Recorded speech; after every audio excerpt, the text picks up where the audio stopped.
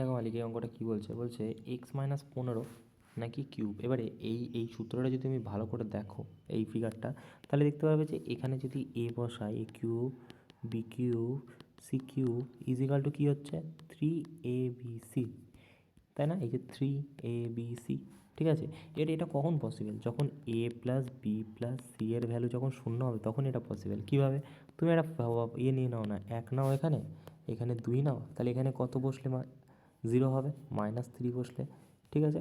So তুমি করো না, দেখো যে মাইনাস শূন্য আসে কি না।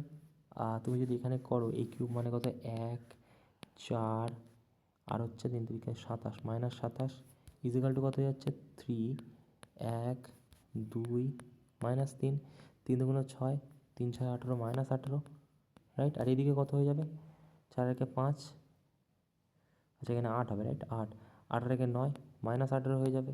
সো পসিবল কখন, এ প্লাস বি প্লাস সি যখন শূন্য হবে, রাইট। পেয়ে গেলাম আমরা।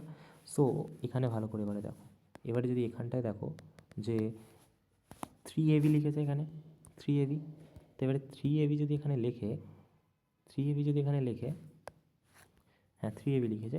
সো তাহলে এখান থেকে যদি আমরা এটা নিচে লিখি, তাহলে এ কিউ হবে, মানে হচ্ছে এটা, আচ্ছা এখানে 1 হবে না, এটা 5 হবে, ঠিক আছে, ভুল টাইপিং আছে।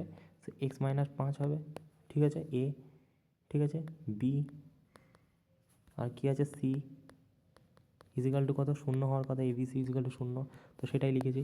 সো এখান থেকে তাহলে কী দাঁড়াচ্ছে দেখো, 5 আর 6 11, 11 আর 7 18, সো -18 ওদিক গেলে প্লাস হয়ে যাবে, আর এদিকে 3x, এক্সের ভ্যালু কত হয়ে যাবে 6, সো 6 হয়ে যাবে উত্তর। আর এখানে টাইপিংটা মিস্টেক আছে। ওকে, থ্যাংক ইউ।